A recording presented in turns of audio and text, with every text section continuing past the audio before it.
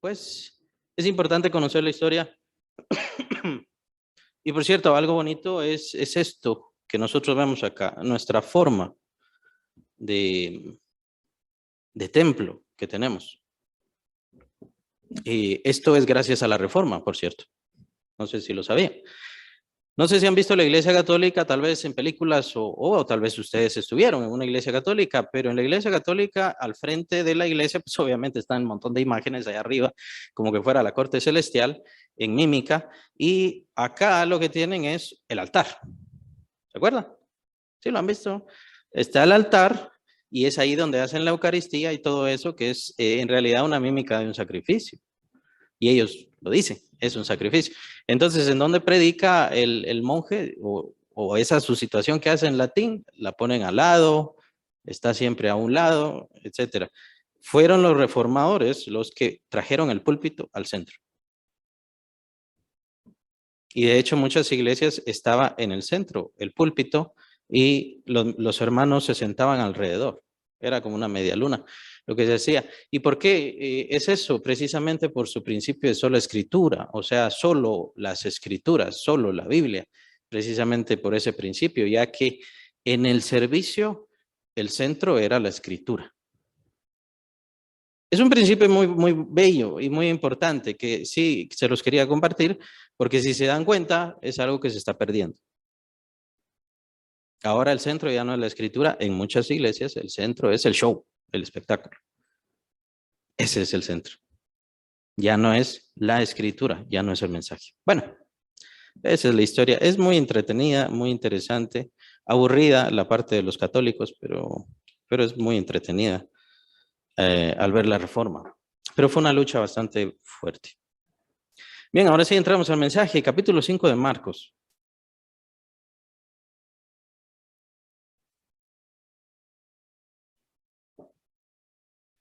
Entramos a la situación de la fe.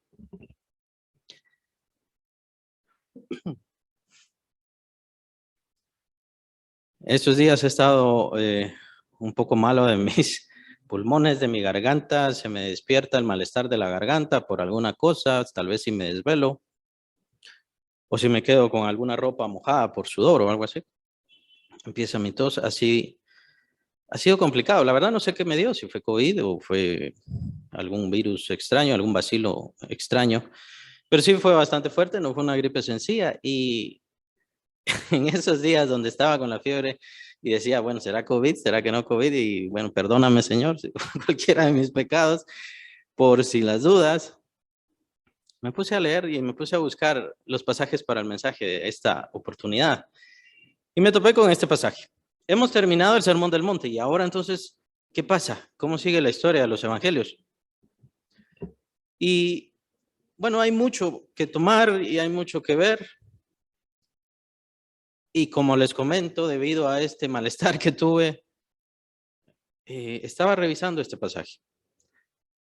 Y tengo que decir que la sanidad de esta mujer, de su flujo de sangre, es uno de mis milagros, es uno de los milagros que más tocan mi corazón. Porque no puedo evitar ver a esta mujer en mi mente, considerar a esta mujer 12 años sufriendo, 12 años sufriendo. Muy probablemente, pues sí, tenía un trastorno en los ovarios, aunque muy probablemente lo que tenía era un tumor.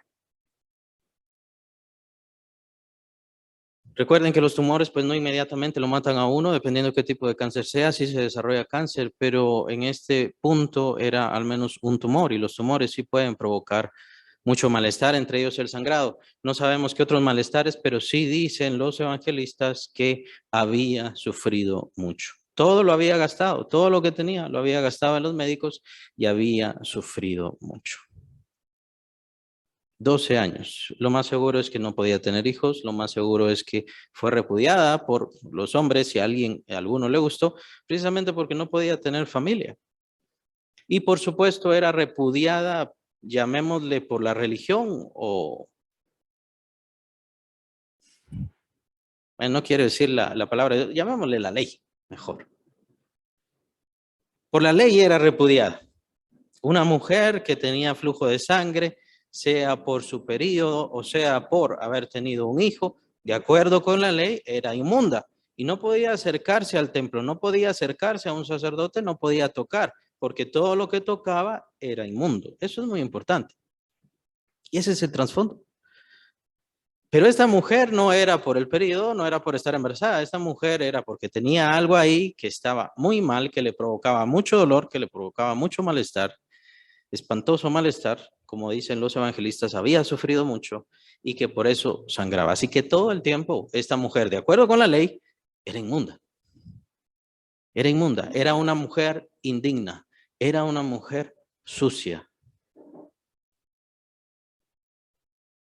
Ahora, el trasfondo, porque sí es muy importante para el mensaje, no solamente me voy a quedar viendo a esta mujer. El trasfondo de esto es de que el Señor Jesús estaba predicando, estaba enseñando y se llega a él o se acerca a él un hombre que se llama Jairo. Este hombre era principal, como lo mencionan los evangelistas, era el principal de la sinagoga o también se le llama el presidente de la sinagoga. En las sinagogas judías no existe un pastor formalmente. Esto es solamente de la iglesia del Señor.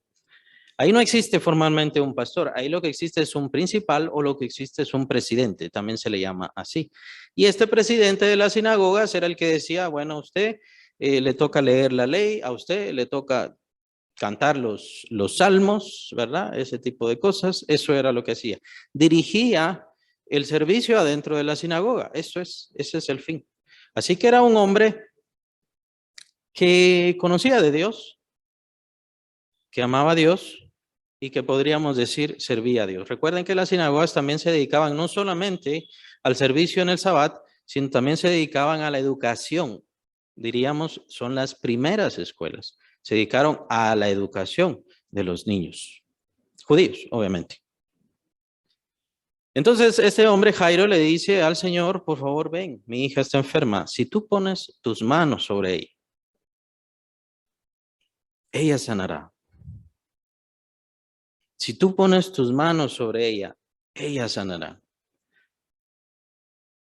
El Señor de seguro vio que tenía fe, el Señor de seguro vio que era sincero, no como los fariseos, y entonces está bien, vamos. En ese caminar es donde sucede la situación de la mujer.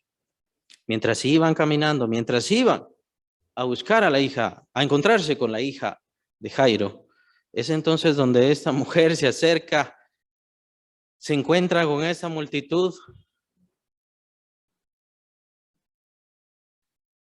y empieza a decir unas palabras muy interesantes. Versículo 28. Versículo 28, Marcos 5, 28, si tienen abiertas sus Biblias. Estas son palabras de la mujer. Si tocare tan solamente su manto, seré salva. Si tocare tan solamente su manto, seré salva. Eso era lo que decía mientras trataba de acercarse, mientras estaba la multitud, mientras toda la gente estaba ahí. Ella dice, yo no soy digna de hablar con él, yo no soy digna de hablar con el maestro, yo soy una mujer inmunda, yo no puedo tocarle. Por eso si tan solo tocar el borde de su manto.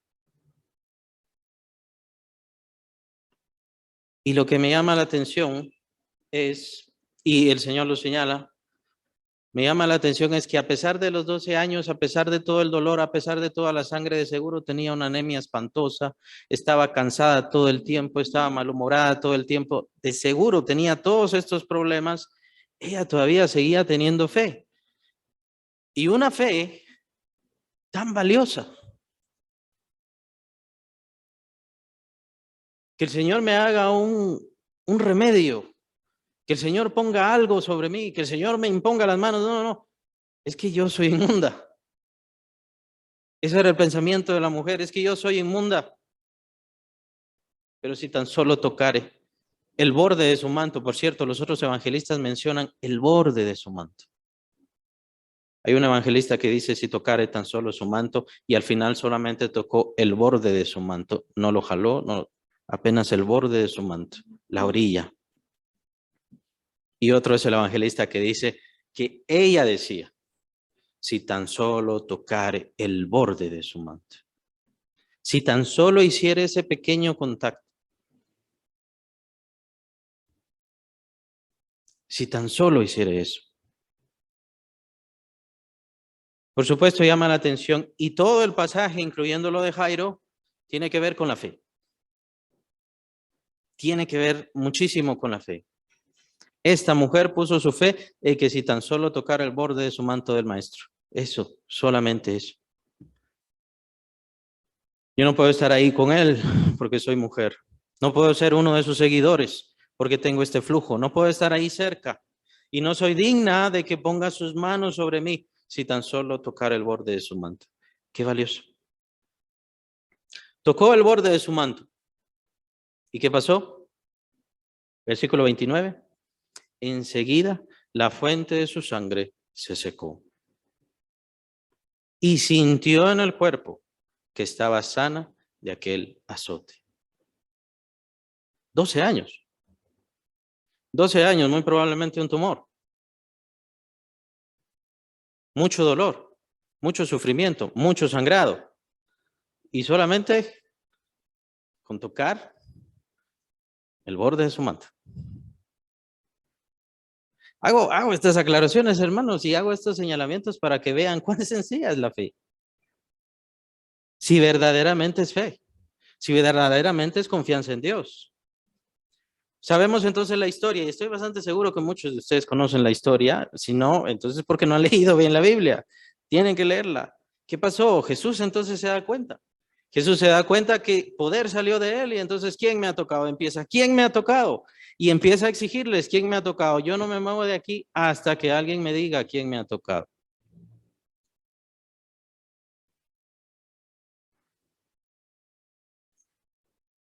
Estaba una gran multitud, yo no me muevo. ¿Quién me ha tocado? ¿Y qué dice el versículo 33? Marcos 5:33. Estamos usando ahora Marcos porque casi no lo usamos, pero por cierto, Marcos es el que más ampliamente nos habla sobre el pasaje. Es extraño, porque en realidad el evangelio más corto es el que más habla sobre la fe. Versículo 33 dice, entonces la mujer, temiendo y temblando, sabiendo lo que en ella había sido hecho, vino y se postró delante de él y le dijo toda la verdad. El Señor entonces le dice, hija, y le remarca esto, y le remarca esto no solamente para la mujer, se lo remarca para los demás y por cierto se lo remarca para Jairo. Vamos a ver eso. Le dice versículo 34, hija, tu fe te ha hecho salva. Ve en paz y queda sana de tu azote. Solamente porque tocó el borde de su manto, no tenía que hacer nada, pero tenía que poner su fe. Tenía que dar su fe. Tenía que entregar su fe. Eso fue muy valioso. ¿Qué pasó después?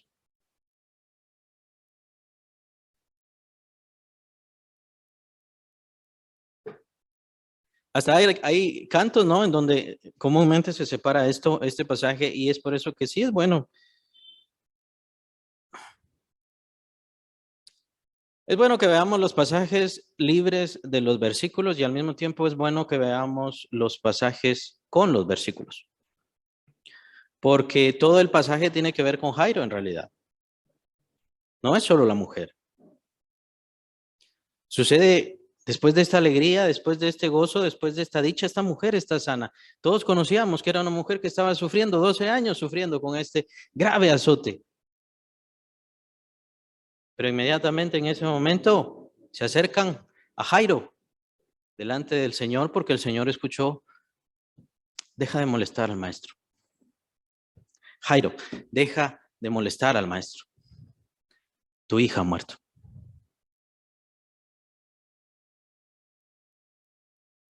Ya se terminó. Tu lucha se acabó. Pero el Señor Jesús oyó esas palabras y de seguro todas las demás personas oyeron esas palabras. La hija de Jairo se murió. Y Recordemos, Jairo era este principal de la sinagoga, o sea, todos le conocían y sabían que tenía fe, todos sabían que buscaba al Señor, servía al Señor adentro de la sinagoga, usando la palabra de Dios. El Señor entonces inmediatamente, al escuchar estas palabras, le dice algo a Jairo. ¿Qué es lo que le dice? No temas, cree solamente. Estamos en el versículo 36. No temas, cree solamente. Ahora, hay que señalar, y es lo importante de estudiar a esto a más profundidad. La palabra que se utiliza aquí en cree es pistewe, en griego, pistewe. Y esa palabra no significa simplemente cree. Esa palabra es un imperativo, se llama imperativo. Y esa palabra es muy importante. ¿Qué es un imperativo? Los imperativos, las palabras imperativas se utilizan para dar órdenes. Levántese, salga, siéntese. Eso es lo que el Señor le está diciendo aquí. El Señor no le está dando un consejo. El Señor no le está dando una recomendación. Le está haciendo un llamado de atención. Hey, hey, Jairo, que no se venga abajo tu fe. No empieces a desconfiar. Aquí estoy yo. ¿Crees en mí o no? ¿Estás confiando en mí o no? ¿Y qué más? De forma tácita, diría yo, porque todo el pasaje tiene que ver. De forma tácita, el Señor le está diciendo, mira qué acabas de ver. Mira qué acaba de suceder.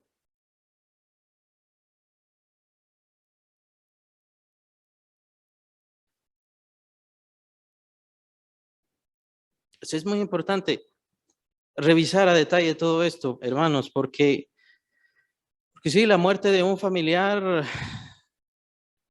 tiende a hacernos decaer en la fe.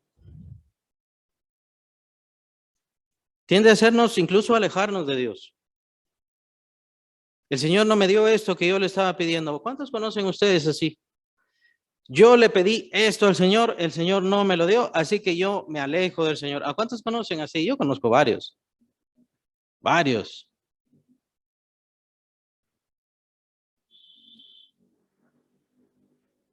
Por ahí había un hombre que se quitaba el saco y lo hacía así ante la multitud y la multitud caía, según decían, por el poder del Espíritu Santo. Pues el día que este hombre oró por un niño que tenía parálisis cerebral, oró y toda la multitud que estaba ahí oraron. Al día siguiente se murió el niño. Le preguntaron a los papás de ese niño, ¿qué piensa? ¿Qué cree?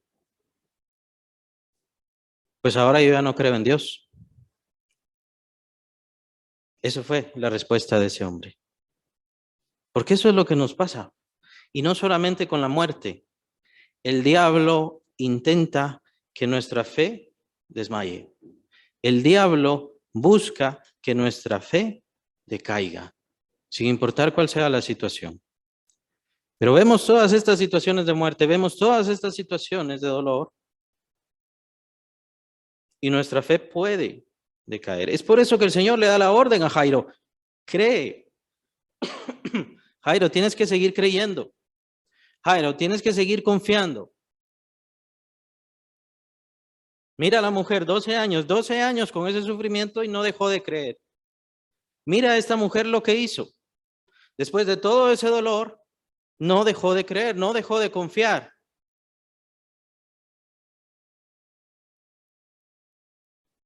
Ah, bueno, ustedes dirán, entonces yo no puedo dejar de creer en mi milagro.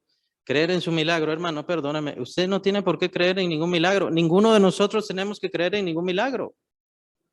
Tenemos que creer en el Señor de los milagros. Y Él va a hacer lo que Él quiera hacer con nosotros. Y si Él me quiere dar esto, me lo va a dar. Y si no quiere dármelo, no me lo va a dar. Pero yo seguiré creyendo en Él. Ese es el fin. Ese es el propósito.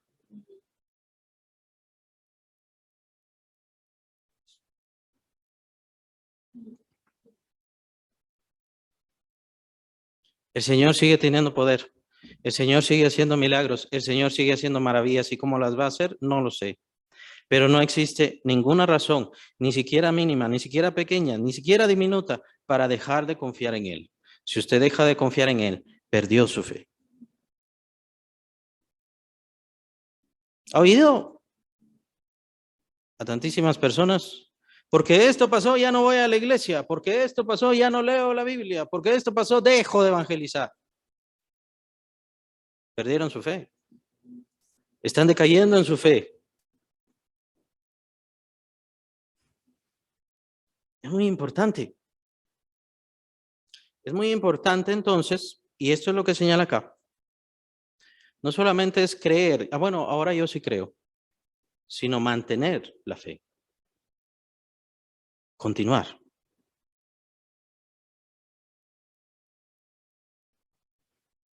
Cree, le dice a Jairo.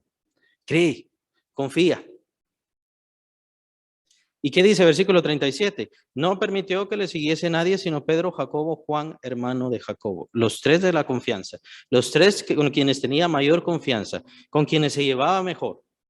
Y por supuesto, muy probablemente, la idea era sacar a Judas. Pero para no hacer sentir mal a Judas, entonces voy a sacar a los otros. Muy probablemente, no lo sé, no conozco la mente del Señor. Pero ¿cuál era la idea? Necesito a los que tienen fe.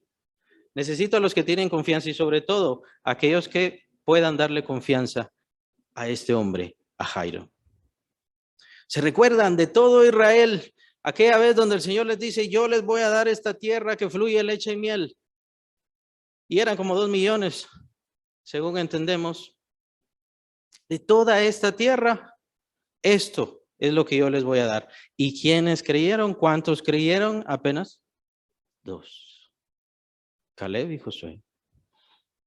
Y fueron los únicos que entraron. Solo 2. Aquí el Señor llama a los que creen. ¿Qué sucede? Y vino a casa del principal de la sinagoga, este es Jairo, y vio Jairo, el Señor, y los 3 discípulos. Y vio el alboroto y a los que lloraban y lamentaban mucho. Entonces les dijo, ¿por qué alborotáis y lloráis? La niña no está muerta, sino duerme. Se burlaban de él, mas él, echando fuera a todos, esta es la razón por la cual echó fuera a todos. Tomó al padre y a la madre de la niña y los que estaban con él y entró donde estaba la niña. Es entonces, versículo 41, cuando tomando la mano de la niña le dijo, Talita Kumi, que traducido es, niña, a ti te digo, levántate. Otra orden, otro imperativo, levántate. Y luego la niña se levantó y andaba, pues tenía 12 años. Otra vez 12 años, los 12 años de la mujer que estaba con malestares y se espantaron grandemente. Esa es la historia. Hasta ahí termina la historia. Nosotros pensamos, hermanos, que la situación de fe es inmediata. Nosotros pensamos que la situación de fe, bueno, yo creo y ya el Señor me lo tiene que dar mañana.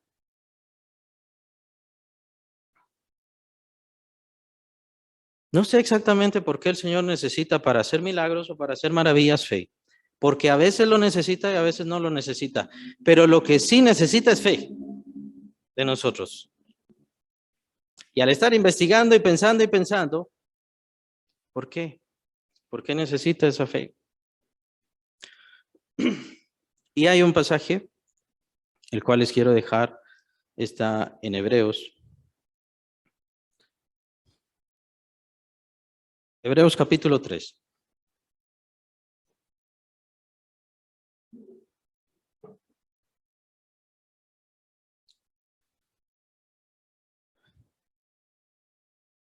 Vamos a leerlo y después explico. Hebreos 3:14. Dice, porque somos hechos participantes de Cristo con tal que retengamos firme hasta el fin nuestra confianza del principio. Porque somos hechos participantes de Cristo con tal que retengamos firmes hasta el fin nuestra confianza en Cristo. ¿Y participantes en Cristo qué quiere decir? Salvos. Somos salvos si retenemos firme hasta el fin nuestra confianza de principio. Tengo un problema con esta situación de que Estamos estudiando, bueno, ya terminamos Gálatas, terminamos Romanos, precisamente porque es el principio de la fe. Los elementos más elementales de la fe. Y tengo un problema porque me encuentro que Hebreos es importantísimo. Toda la carta de Hebreos es importantísima para la fe. Que por cierto, la fe que utiliza, o los ejemplos de fe que utiliza Hebreos, son del Antiguo Testamento. Es muy importante y por cierto, es por eso que les sirve y es tan necesario que conozcan el Antiguo Testamento. Nosotros somos creyentes, nosotros somos evangélicos, así que no necesitamos el Antiguo Testamento, nosotros dependemos del Nuevo Testamento. Mentira, no es así. Nosotros aprendemos muchas cosas en el Antiguo Testamento, lo que pasa es que ya no se repiten en el Nuevo porque ya están en el Antiguo. Es por eso que el Señor, cuando viene con las personas, Él esperaba que tuvieran fe porque ya tenían la palabra de Dios, tenían el ejemplo, habían heredado la palabra, la ley y a los profetas. Ahí ya lo tenían todo. ¿Por qué no tenían fe? ¿Por qué no tenían confianza? Básicamente es lo mismo con nosotros. Es lo mismo. No lo vamos a leer, pero más adelante, especialmente capítulo 4, el escritor de Hebreos nos dice, hey hermanos, Dios nos ha dado una promesa. Y nos ha dado la promesa que todavía hay un reposo para nosotros. A nosotros nos espera un reposo, que no es el reposo que Dios le dio en el tiempo de David a los israelitas. Y en el tiempo de Josué y en el tiempo de los jueces. Ese no es el reposo. Todavía David lo escribe, eso quiere decir que todavía hay un reposo que nos espera. Es decir, hay una tierra prometida que nos espera a todos nosotros. Y también escribe. Aprendamos del ejemplo de los israelitas. Y no entremos en desobediencia y no entremos en desconfianza, porque sigue todavía un reposo para nosotros. ¿Qué quiero decir? ¿Qué quiero decir con esto? Hermanos, su profesión de fe y su confianza en el Señor no sirve de nada si esa confianza no sigue firme y firme hasta el final de sus días. Eso es lo que nos quiere transmitir el escritor de Hebreos, que por cierto, les recomiendo que lo vayan a leer. Dios necesita mi fe para hacer este milagro, Dios necesita mi fe para hacer aquel otro milagro, les diría que no, pero sí necesita su fe para salvar su alma. Y su fe no le sirve para nada a sus hijos, su fe no le sirve para nada a sus nietos. Ellos tienen que tener su propia fe, a eso me refiero. Usted no va a salvar a sus nietos, eso era lo que decía la Iglesia Católica y por eso es que seguimos protestando contra la Iglesia Católica. Usted puede seguir pagando misas y paga misas y paga misas, entonces sí sus familiares salen del purgatorio. No. Y me gusta la figura, y esta es la figura que quiero dejarles. Por esa es la razón que el Señor le dice a Jairo, pistehue, confía, ten fe, pistehue. Porque nosotros, bueno, esa es la comparación. Recordemos, los israelitas en el tiempo del Éxodo salen por mano del Señor, Moisés era su profeta, salen por mano del Señor y de una forma gloriosa y maravillosa. No la voy a describir toda la tenemos que conocer.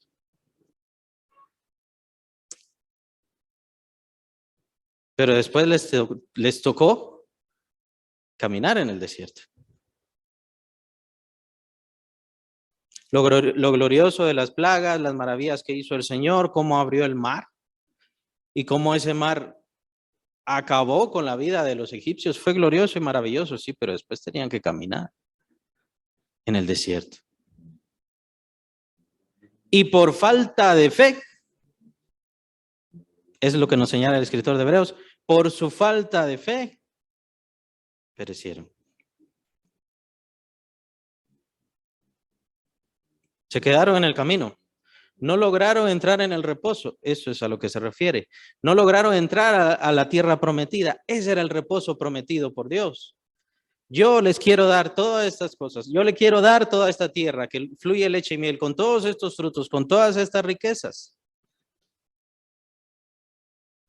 Al final de la vida de David, juntó una gran ofrenda para darla a la construcción del templo. ¿Saben cuánto tenía ahí de pura riqueza? No de papelitos, de riqueza. Tenía casi $500 billones de hoy. Entre oro, plata, esa era la riqueza de la tierra que Dios les había dado. Esa era la riqueza de la tierra prometida. Pero como no tuvieron fe, toda esa generación murió en el desierto. Tenían fe cuando salieron. Oiga, tenían fe cuando empezaron. Pero en el camino del desierto, en el camino del dolor, aunque Dios estaba ahí, pero ellos desconfiaron, amando más el mundo. Por eso es tan importante que conozcamos todos esos pasajes del Antiguo Testamento. Es bonito conocer sobre Goliat y David, ¿no? Cómo Goliat fue muerto, fue destruido por David. Todo eso es bonito, sí, pero ¿cuál es la teología de todo eso? ¿Cuál es la verdadera enseñanza de todas esas cosas? Es bonito conocer sobre las plagas y cómo el Señor defendió a este pueblo de esclavos y los levantó. Pero ¿qué nos enseña a nosotros? Eso es lo que nos instruye el escritor de Hebreos y nos recuerda el escritor de Hebreos. ¡Hey! Todavía hay un reposo, todavía hay una tierra prometida y nosotros todavía estamos en el desierto.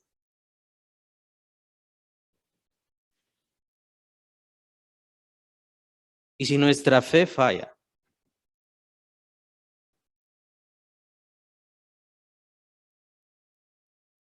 si nuestra confianza decae, si nos apartamos del Señor, en el desierto nos vamos a quedar. Pero yo ya levanté la mano. Yo ya dije, yo creo en el Señor. Está bien, ahí salió usted de su Egipto. Es bueno, la profesión de fe es excelente, pero ¿qué está haciendo usted en el caminar diario? Porque el desierto, andar en el desierto no es una cuestión de cada 7 días. Andar en el desierto es de todo el tiempo. La idea de la iglesia, el propósito de la iglesia es ayudarle a cada uno de ustedes en su caminar en el desierto para que su fe no decaiga. Es un instrumento de Dios, colaboradora de Dios. El propósito del Espíritu Santo es guiarle, inspirarle para que su fe no caiga. ¿Por qué? Versículo 14, capítulo 3 de Hebreos, lo acabamos de leer. Somos hechos participantes de Cristo, con tal que, ahí está la condición, con tal que retengamos firme hasta el fin nuestra confianza del principio. Saben, esta es la característica, perdón, que a mí me gusta más de los hermanos que tienen más edad dentro de la iglesia. No es que les privilegie o ninguna cosa, sí les pongo de ejemplo, pero en realidad por esto. No es que los hermanos que tienen más edad o más años adentro de la iglesia son más inteligentes o son más amados por Dios, ninguna de todas esas cosas. Lo que pasa es que aquellos que tienen más edad adentro de la iglesia o de las iglesias llevan 40 años, 50 años, 60 años, algunos hasta 80 o incluso 90 probablemente, de estar caminando en su desierto. Todavía no han llegado a la tierra prometida. Y ¿saben qué? Su fe no ha caído. Ni caerá. Estoy bastante seguro de eso. Ya a los 40 años de uno ser creyente, ya uno no dice, no, ahora quiero probar otra cosa, ¿no? Difícilmente. No, me queda poco. Falta poco para llegar. Falta poco para estar ahí ya con el Señor, para estar ya en la tierra prometida. Ese es el fin, ese es el ejemplo. Y ese es el ejemplo por el cual estamos acá. Y como estamos caminando en un desierto, por eso hay escasez, hay cosas que no tenemos, hay dificultades, hay problemas, hay enemigos, pero el Señor está ahí. El Señor está con nosotros. Lo que el Señor no perdona es la infidelidad.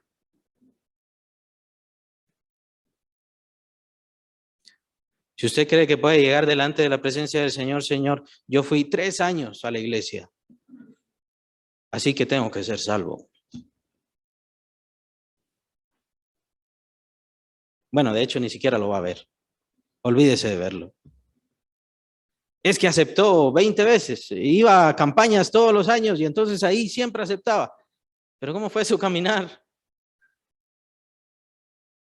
¿Cómo fue su andar en Cristo? ¿Tuvo comunión con el Señor? ¿Anduvo en obediencia? ¿Cumplió los propósitos del Señor? Y aún más, tiene frutos para darle al Señor, para mostrarle al Señor, Señor, esto fue lo que yo hice. Estos son los talentos que yo te puedo entregar con lo que me diste. Y todo eso sirve para que mantengamos nuestra fe, para que nos mantengamos firmes. Es más fácil, lastimosamente es así, es más fácil para una persona que solo tiene 3 años o 2 años en la iglesia o en el cristianismo, es más fácil para ella alejarse, irse, buscar otras cosas. ¿Por qué? Por el placer. Por eso vemos todos esos ejemplos. Por eso tenemos todos esos ejemplos en el Antiguo Testamento. Buscando el placer, se alejaron de Dios. Lo mismo pasa acá. Buscando el dinero, se alejaron de Dios. Buscando las cosas del mundo, se alejaron de Dios. Tarde o temprano.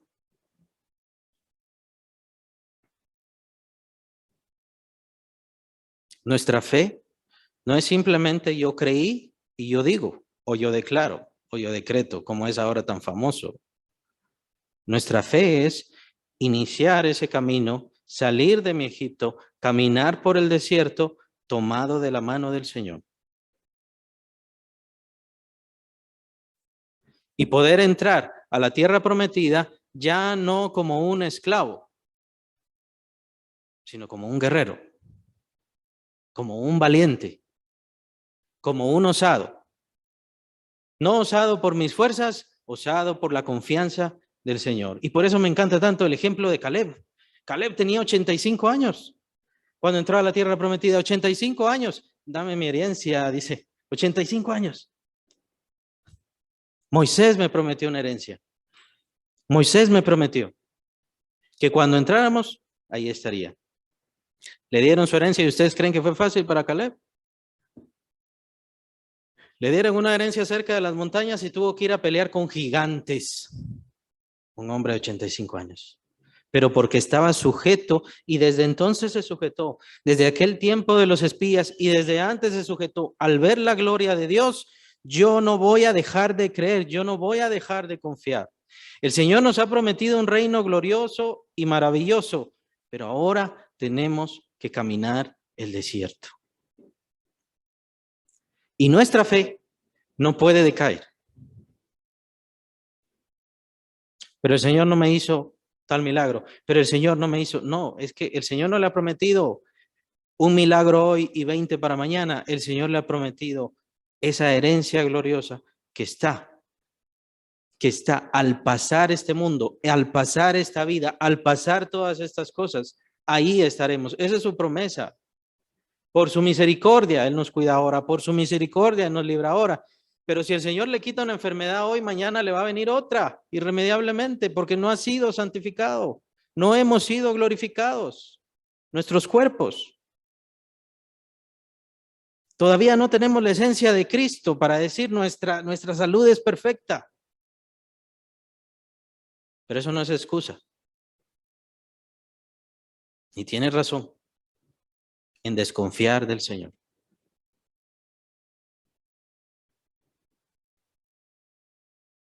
Viste, güey. Confía, sigue confiando. Ve lo que acabas de ver. Es lo que dice el Señor a Jairo. ¿Quién está contigo aquí hoy? ¿Quién está contigo en este momento? ¿Quién está a tu lado? No puedes desconfiar. Por eso esa palabra, ese llamado, esa orden que da el Señor, es una orden que nos da a todos nosotros. No importa qué estés viendo en el mundo, no importa qué esté pasando en el mundo, tienes que seguir confiando, tienes que seguir esperando, porque te espera un reposo que yo te he prometido. Pero si dejas de confiar, si dejas de tener fe, si tus hijos dejan de tener fe, no van a entrar en mi reposo.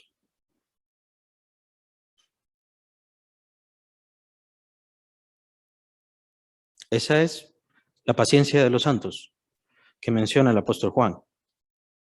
Nuestra paciencia de andar sobre este camino, no dependiendo de las riquezas ni buscando las riquezas. Pregúntenle a todas esas personas que tienen muchísimo dinero y que piensan que es gracias al evangelio, pregúntenle si mañana les quitan su riqueza, si mañana les quitan su mansión, ¿qué va a pasar? Y yo solo me pongo a especular. Pero nosotros, hermanos, tenemos confianza no de las cosas que vienen a esta vida, sino de las cosas que vendrán después, sobre todo. Eso no quiere decir que en esta vida no vengan cosas maravillosas, pero las cosas que vienen en esta vida son señales. Recuérdense que el Espíritu Santo es el principio de nuestra herencia, es la primicia de nuestra herencia. Siempre me sorprende esa imagen, es maravillosa porque, con perdón del Espíritu Santo, pareciera que el Espíritu Santo es apenas la representación. Y no es porque el Espíritu Santo sea pequeño, y no es porque el Espíritu Santo sea poca cosa, sino por lo enorme de nuestra herencia, lo grande que es nuestra herencia. No es solamente el Espíritu Santo, es el Espíritu Santo, el Hijo, el Padre y todas las cosas, y ser coherederos juntamente con Cristo de todas las cosas. Y el Señor lo que demanda de nosotros es confianza. Viste, güey, confía, espera. Él sabe lo que va a hacer. Pero ¿y si no lo va a hacer? Si Él no va a hacer esto que hoy le pido, si Él no hace esto que le pido mañana, yo seguiré confiando, yo seguiré esperando, yo seguiré sirviendo. Vean el ejemplo de Moisés. Por eso es tan importante. ¿Por qué el Señor no perdonó a Moisés? Qué mala gente es el Señor. ¿Por qué no lo dejó entrar a la tierra prometida?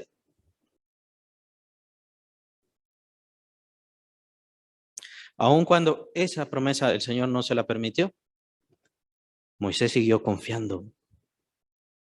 El Señor estaba probando la confianza de Moisés. Moisés siguió confiando, Moisés siguió sirviendo. Señor, te he servido todo este tiempo, así que ahora no voy a retroceder, ni voy a faltar a tu mandato. Cuando el Señor dice, sube al monte, ya es tu hora. Entrega tu manto y tu báculo a Josué, ya es hora. Moisés lo hace, sin retroceder. Porque lo que más importa es confiar en el Señor. Porque lo único que vale es esperar en Él, porque sus promesas son absolutamente perfectas y buenas.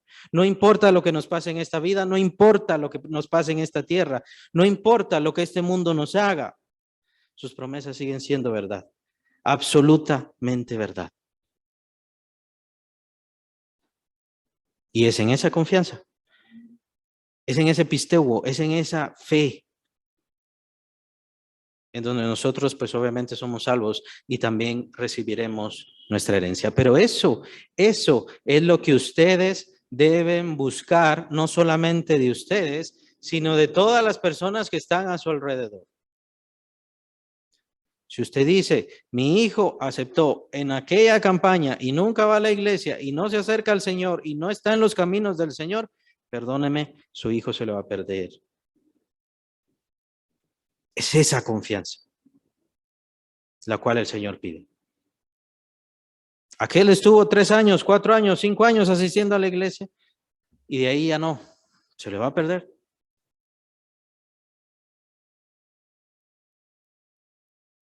Y no piense enojarse con el Señor, porque no vale la pena. El Señor hace lo que quiere. Él es absolutamente soberano y perfecto. Si el Señor quiere sanarme, quitarme esto, ponerme aquello o dejarme enfermo, Él es absolutamente soberano. Pero lo que Él manda es que sigamos confiando, que sigamos esperando, porque nos espera un reposo y tenemos que atravesar un desierto hoy. Hoy. Me gustan tanto los pasajes del Antiguo Testamento. Dice uno de los pasajes, y este es Dios hablando, Dios te trajo por este desierto, perdón, es Moisés hablando, Dios te trajo por este desierto hoy, porque sabía que a la postre te haría bien, te daría tantos beneficios, te daría tantas cosas y tantas riquezas.